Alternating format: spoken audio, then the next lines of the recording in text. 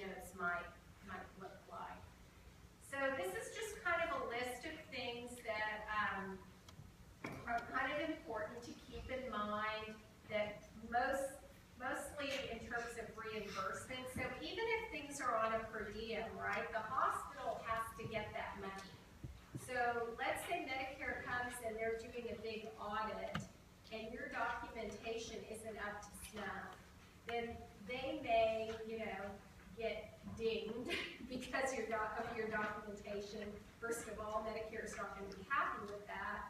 And then second of all, they may say, well, we're not going to reimburse for this particular patient because we don't see anything that shows that this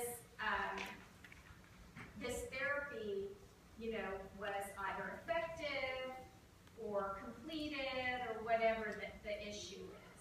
So things like keeping track of the number of treatments and the dates of the treatments, saying a positive expectation. So you do want to show progress with your patient. You have to justify keeping your patient on your caseload. So now, I'm not saying that you need to say there is progress if your patient isn't progressing. If your patient isn't progressing, then you need to figure out what needs to be done and go that maintenance route, right? So you keep them on your caseload for 1 or 2 more times, you train the caregivers, you make sure that the patient has and caregivers have what they need, and then they get discharged, right? But if they are progressing, you want to make sure that you're documenting that in a positive way so that you're justifying keeping that patient on your caseload. This is important also for how you write your goals. So you want to write realistic goals where your patient can achieve them so that then you can write the next goal. Do you see what I'm saying? So you want to write those goals so that they're realistic and achievable for your patient. Sometimes we don't get it right the first time, and that's okay, right? You write your goal, and if the patient, if you see the patient the next time and you think, man, I just didn't get this right, then all you want to do is in your documentation say, based on today's session, we'll revise goal number, whatever it is, to blah, blah. Okay? So the most important thing is don't feel like you have to, pretend you never made that error or whatever. You're just going to write it in a very matter-of-fact way, right? Sometimes the patient changes.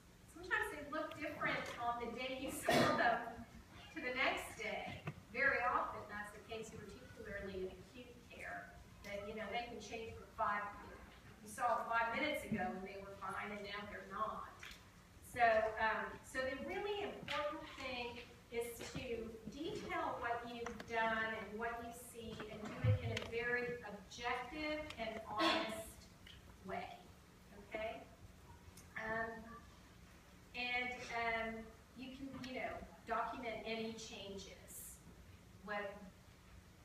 So with the course of treatment, I kind of just implied that anyway. All right?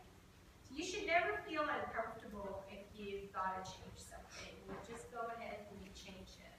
It's just how you write it. And for those of you who struggle with your documentation, because it's not easy, right? I mean, I remember when I was doing my CFY and I was staying there till whatever, 7 o'clock at night, ripping pages up because it was like, oh, this is crap, right? I rip it up and I try again. And it's just hard work, getting what's up in your head that down on a piece of paper and having it sound professional and concise and making sure the flow is there and that somebody else who comes in from the outside could sit down and read what you've written and really have a good understanding for the patient's profile and, if they're covering for you, what should be the next step. These things take a lot of time and they're not easy. So some of you have a good, some of you are good intuitive writers, you have good grammar, you have good spelling, you have an easier time of getting what's here down on paper. Some of you are going to struggle. But it's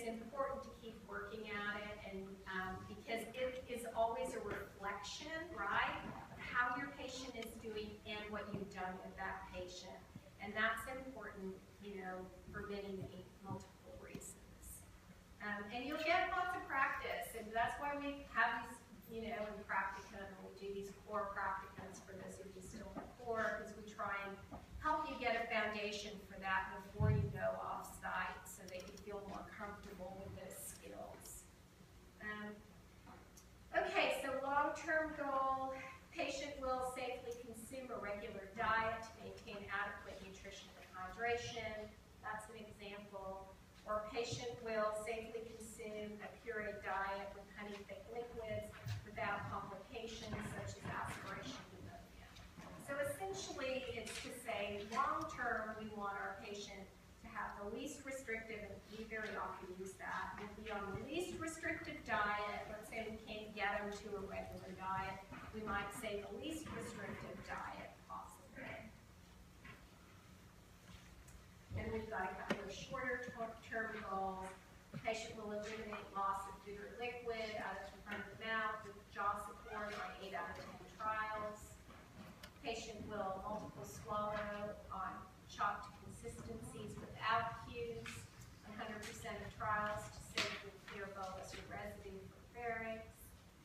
Patient will produce a forceful cut at the end of words to strengthen tongue-based movement with 90% accuracy. So those are some examples of some short-term goals that you're going to do to get to the long-term goal.